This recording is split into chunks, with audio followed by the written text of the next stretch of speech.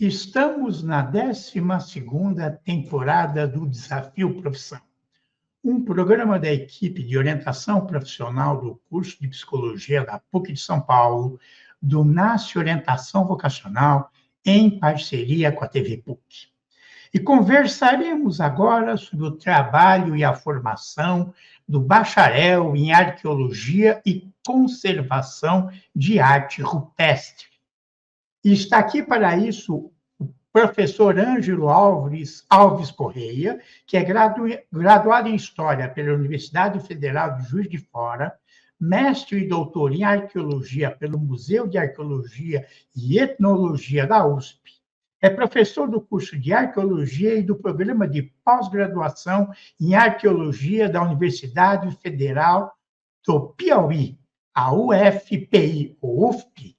Coordena o Laboratório de Arqueologia e Estudo de Tecnologia da Federal do Piauí. Eu agradeço a sua participação. E vamos iniciar por uma situação engraçada ou até inusitada a respeito do trabalho deste profissional ou da formação dele. Você tem algum caso para contar, professor? Sim, Silvio. Agradeço primeiro aí a oportunidade de a gente estar aqui. E, assim, a nossa profissão, a gente tem muitos casos, né? E a grande maioria deles envolve a parte do campo, né? Onde a gente está lá mais em contato com o mundo de uma forma geral. Uma vez, né? Eu posso dizer até que mais de uma vez eu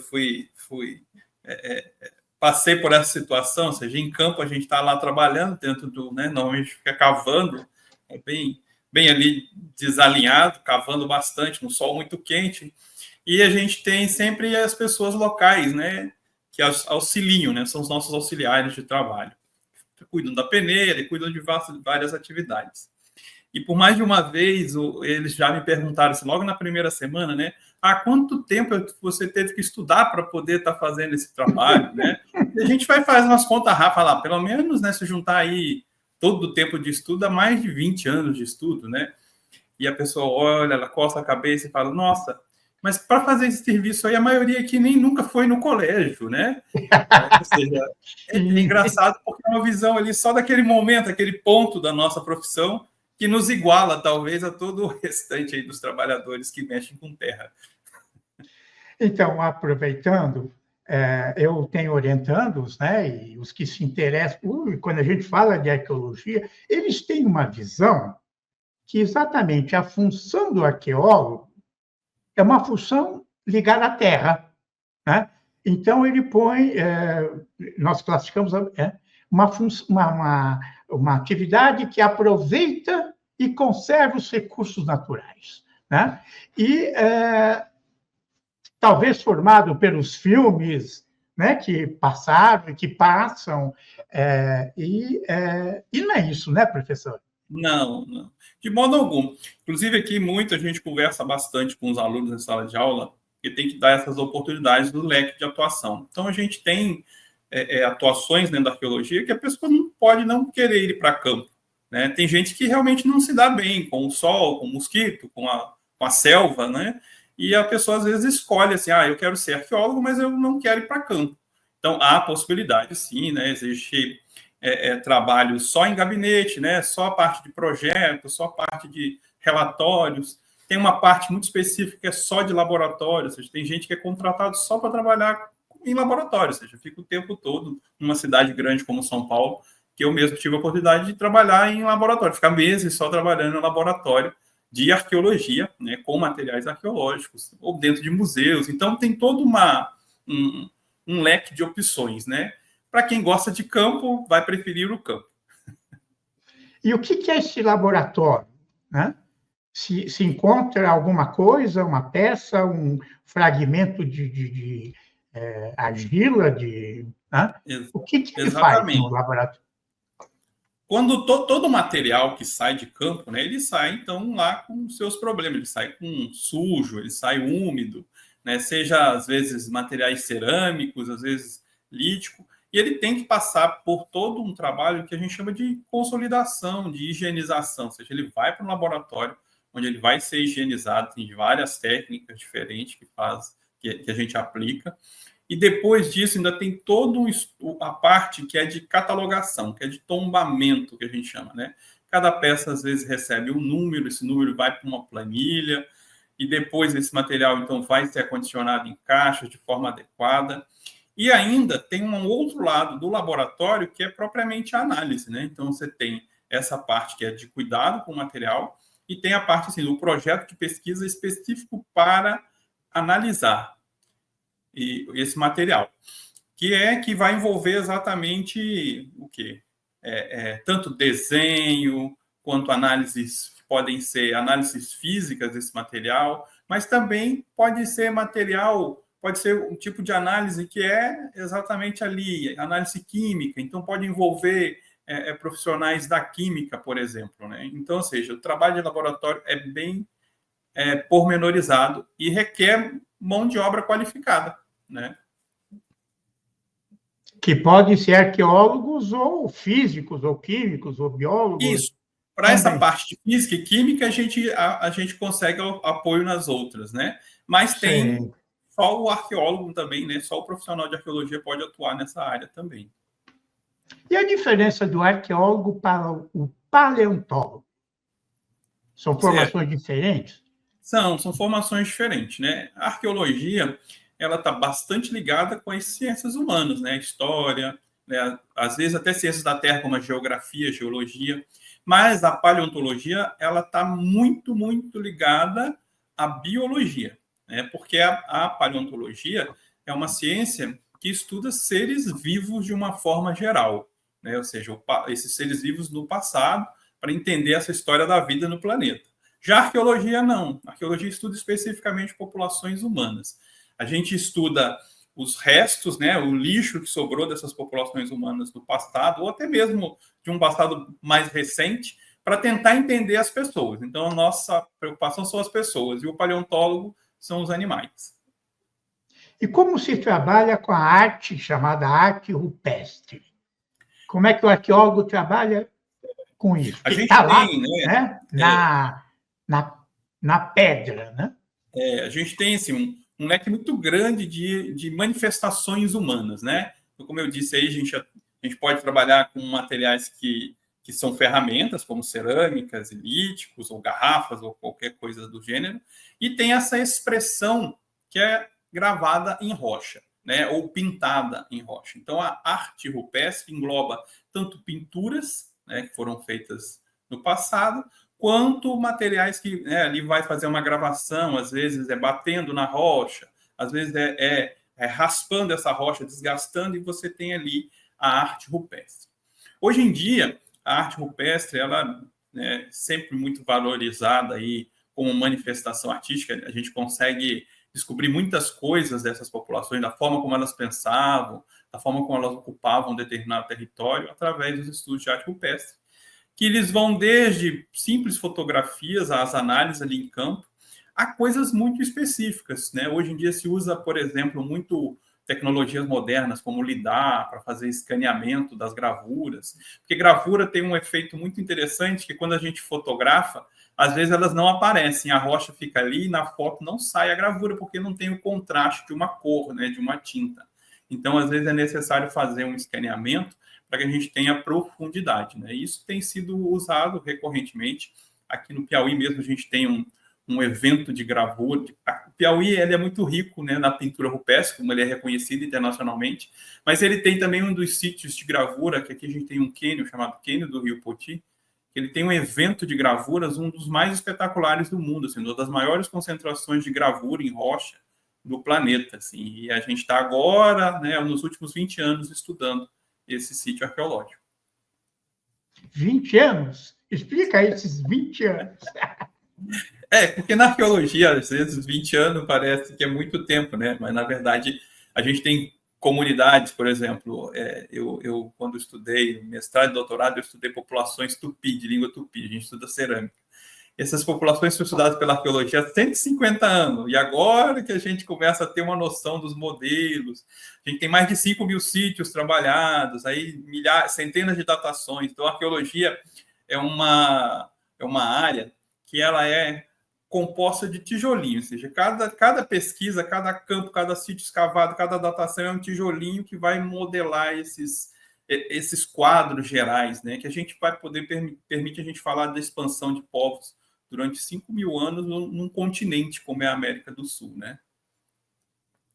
E a gente percebe que essas datas mudam, né? Tanto do surgimento do homem e da cultura, e quando se descobre uma coisa, então não é 5.000, é 7.000, são milhões de anos. Exatamente, ou seja, é um contínuo, né? A construção desse conhecimento é sempre contínuo. Ainda tem uma especificidade, que às vezes isso dificulta as pessoas entenderem, que às vezes, numa determinada região, a datação para aquela população é uma, e na outra, às vezes, é muito mais recente, né? E ainda, talvez até um pouco mais complexo, no mesmo sítio arqueológico, eu posso ter dezenas de datas, ou seja, as mais próximas, datas muito recentes, tipo 100, 200 anos, e datas muito antigas, tipo 10, 12 mil anos. São ocupações diferentes no mesmo lugar, né? As pessoas tinham uma tendência quase sempre a ocupar lugares recorrentemente. Então, a gente vai tendo esses quadros de ocupação e vamos tendo que desvendar quais são essas populações, o que ocorreu com elas, por que a de 12 mil desaparece aos 8 mil, aí depois, 5 mil anos depois, tem uma outra que ocupa aquele lugar. Então, eu costumo brincar que a arqueologia é um quebra-cabeça, mas é um quebra-cabeça quadridimensional, porque ele tanto tem essas questões do espaço, né, a geografia está ali envolvida, né, que são as 3 dimensões, né, largura, comprimento, altura, mas também tem a 4ª dimensão, que é o tempo. A gente sempre tem que considerar o tempo para poder montar esse quebra-cabeça, senão não dá certo. E a datação depende também do avanço tecnológico, não é? Incrivelmente, a gente reconhece isso já há bastante tempo, né? A gente, em arqueologia, tem uma coisa, quando a gente escava um sítio, a gente tem um negócio que a gente chama de bloco testemunho. Porque a gente sabe assim, eu não posso escavar um sítio arqueológico inteiro. Eu não posso chegar lá, e estou morrendo de curiosidade, e escavar ele totalmente. Eu tenho que deixar uma áreazinha guardada, porque eu sei que daqui a 100 anos os arqueólogos vão ter técnicas, vão ter tecnologias que eu não tenho. E a gente guarda aquele pedacinho assim, no futuro, quando eles tiverem mais tecnologia que a gente, eles possam ali atuar naquele local. E a impressão que meus orientandos, né, e os alunos do ensino médio têm, é que, de repente, com a tecnologia que temos, está tudo já descoberto. As pirâmides estão lá, né, apesar que descobriram agora um pouco uma nova, quer dizer que está tudo já mapeado. E isso que você está falando não corresponde à realidade, né? Exatamente. É o grande barato, né, da ciência, ou seja, são as perguntas que são importantes. Então, as perguntas vão mudando ao longo do tempo e a capacidade que a gente tem de responder também vai mudando conforme vai tendo desenvolvimento tecnológico e desenvolvimento das teorias, né? Então, conforme a gente vai montando esses blocos de conhecimento, vão gerando outras dúvidas e muitas vezes, como você mesmo disse, o arqueólogo tem que decidir escavar um sítio que já foi trabalhado, que achava que ali já não tinha mais nada, mais nenhuma informação para tirar. Mas, às vezes, surge uma pergunta nova e, às vezes, é aquele sítio que já foi trabalhado no passado que vai respondê-lo. É engraçado. Agora, há pouco tempo, saiu nos jornais que um sítio arqueológico, se não me engano, no bairro do Morumbi, em São Paulo, foi trabalhado na década de 60, aí pararam todo esse tempo e agora estão retomando os estudos, as escavações. Isso, no mesmo local. Novas tecnologias e para responder problemas que são contemporâneos nossos, né, que são de agora. Né? Nos anos 60, os arqueólogos estavam preocupados com outras questões, que era, por exemplo, era saber a história, né, do desenvolvimento daquela população, que a gente chama de histórico-culturalismo, né? Se aquela população era mais antiga do que outra. Hoje, como a gente tem métodos de datação mais avançados, a gente não se preocupa tanto com essas questões de encadeamento histórico, né? Então, em sítios como esse, hoje em dia, nós vamos atrás de tentar entender, por exemplo, a alimentação dessas populações, como que elas viviam, a relação com ela com os outros grupos que a gente descobriu ao longo desses 30, 40 anos, né? Aí a gente vai mudando essas perguntas. E uma pergunta que os jovens fazem, e muita gente faz, que a gente precisa conhecer essas coisas? Essas vidas do passado, o que instrumentos usavam, como é que eles viviam, o que comiam. Não, exatamente. Essa é a grande questão, né? Para a gente não trabalhar, para a nossa ciência não ser só o fetiche de ter coisas curiosas, de achar o passado, né? Às vezes parece que é uma coisa assim, esses arqueólogos são tudo malucos, ficam caçando coisas e depois põem no museu para a gente ficar vendo e tal. Mas, na verdade, né, é uma história profunda, né? A gente tem aquela história que a gente estuda no colégio, que começa lá com os documentos escritos, mas a gente tem a oportunidade de ter uma história muito mais profunda. Então, a América, né, não começou só com a colonização europeia, tem todo um processo histórico muito anterior. E o mais importante é considerar que a arqueologia é a única ciência que consegue responder essas questões para além da escrita. E também é a única que consegue traçar relações, né, desse passado profundo com a atualidade.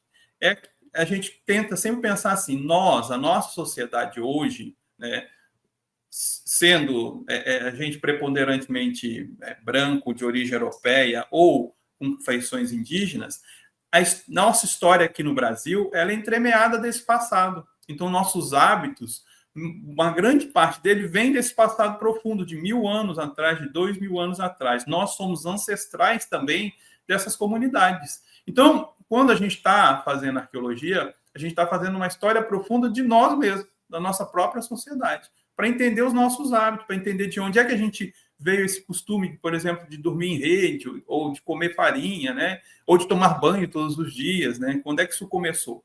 Não começou na Europa, né? Começou, tudo que eu estou falando aqui, começou aqui na América em algum momento, entre 10.000 e 5.000 anos atrás.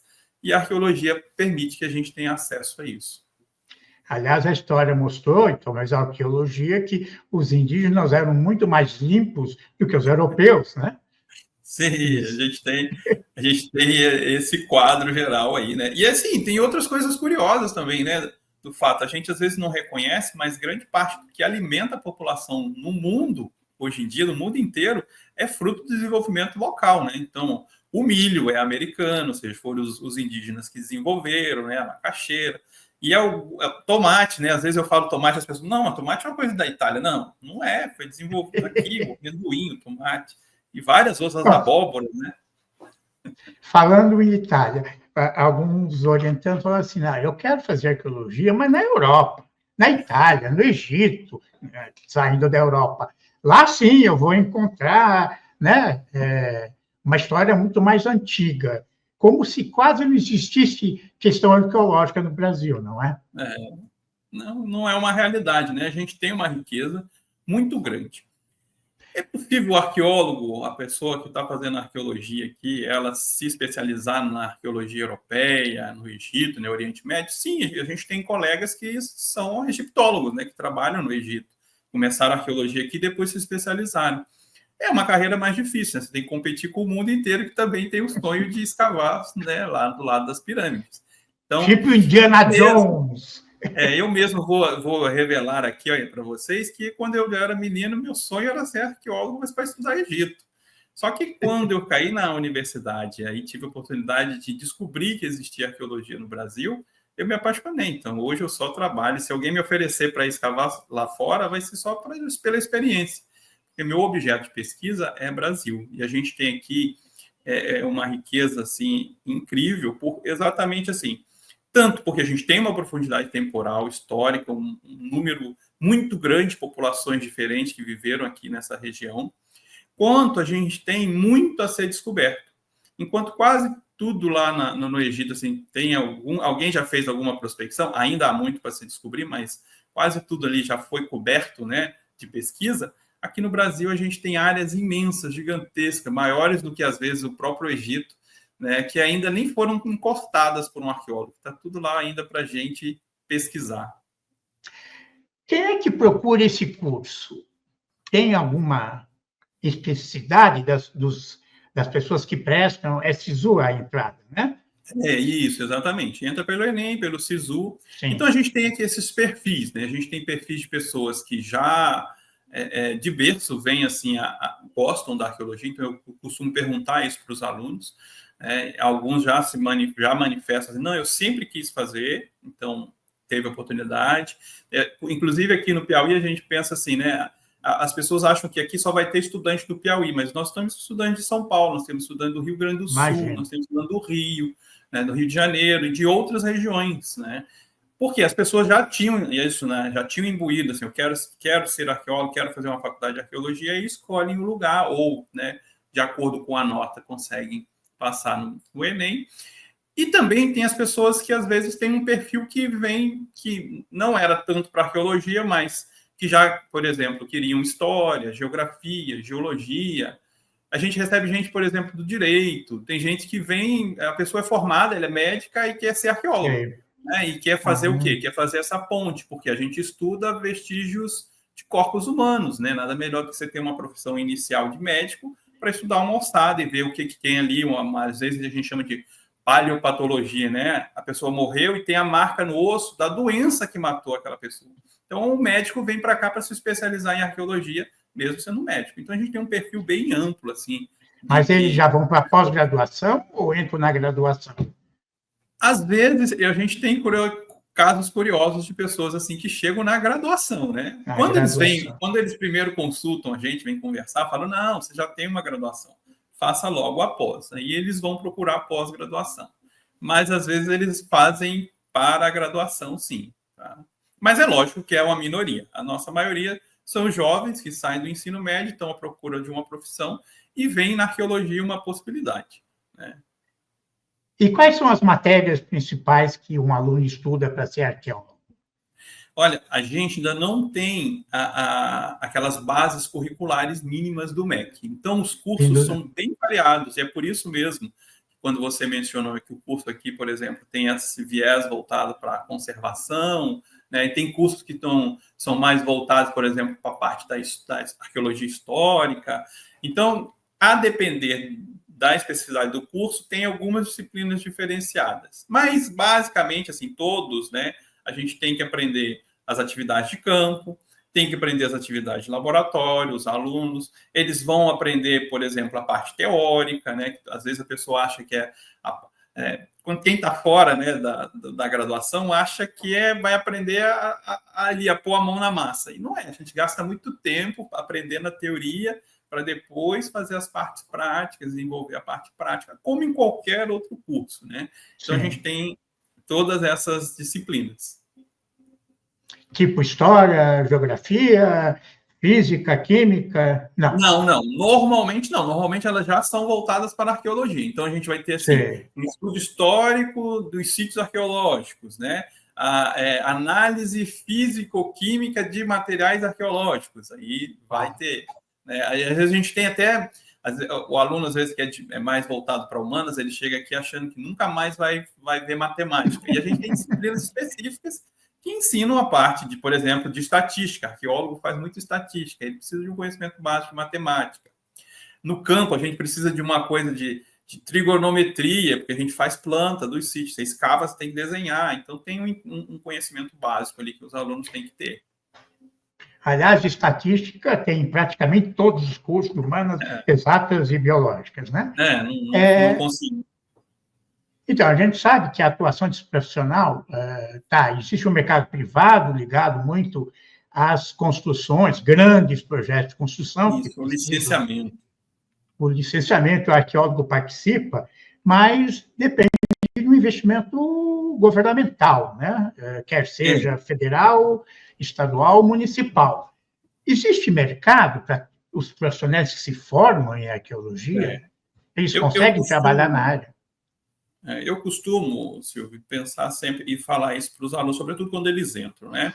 Eles entram, às vezes, muito focados nesse mercado aí, que esse mercado do licenciamento ambiental, hoje ele absorve 95% dos profissionais, né? Eles vão exatamente para a área do licenciamento. Toda obra tem que ter ali a pesquisa e tem que ter envolvido um arqueólogo. Mas, né, e realmente esse é o nicho, esse é o mercado que dá realmente maior número de vagas, mas, né, a gente tem que tem aluno às vezes se preocupa, mas o governo vai mudar a lei, não vai ter mais licenciamento e eu vou ter feito faculdade e não vou ter emprego. Mas a arqueologia existia antes do licenciamento. O licenciamento é só a partir dos anos 90 que começa. Então, tem todo um outro ramo que a gente pode estar atuando, né? Então, eu costumo dizer assim, olha, já de primeiro, né? Você pode decidir ter a área acadêmica como meta, né? Então, na área acadêmica, a gente vai trabalhar em museus, vai trabalhar em universidades, e a gente pode ter, por exemplo, bibliotecas, laboratórios, de uma forma geral, e projetos de pesquisa que você mesmo desenvolve, né? E ao longo do tempo vai conseguindo recursos e manter a sua vida, né? Como estudante, como pesquisador de arqueologia, e não só como um profissional da área privada. Quer dizer, você pode fazer uma carreira acadêmica, mestrado, doutorado, e isso te abre portas, museus, onde mais você falou? Museus? Museu, a própria academia, né? Ser professor universitário, ser professor, às vezes a gente tem cursos técnicos, especializações, então dá para dar aula, né? E é isso, né? Museus, bibliotecas, laboratórios, isso tudo precisa da ação do arqueólogo. A gente sabe que a arte rupestre no Piauí, às vezes, sofre faltas de verba, né? A gente viu isso com a professora que iniciou os estudos, eu não lembro o nome dela agora, quer dizer, se depende também deste investimento, né?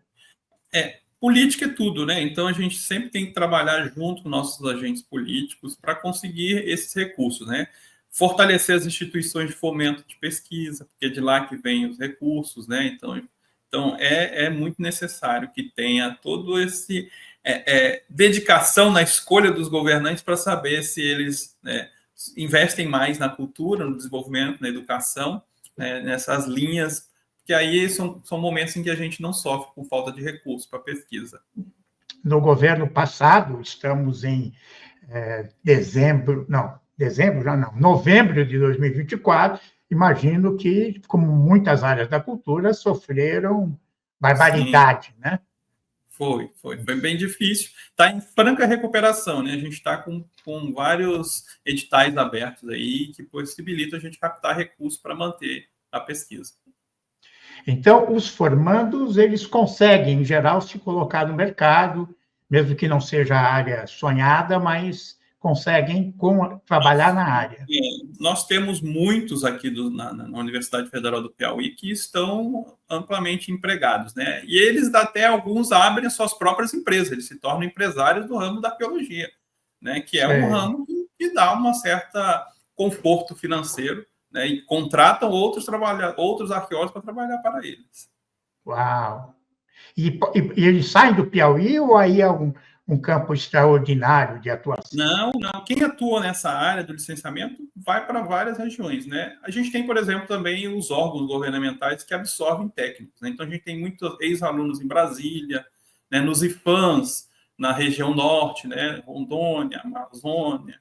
A gente tem alunos que foram para lá, né? Em várias regiões. Muito bem, eu agradeço esta entrevista e até o próximo Desafio Profissão.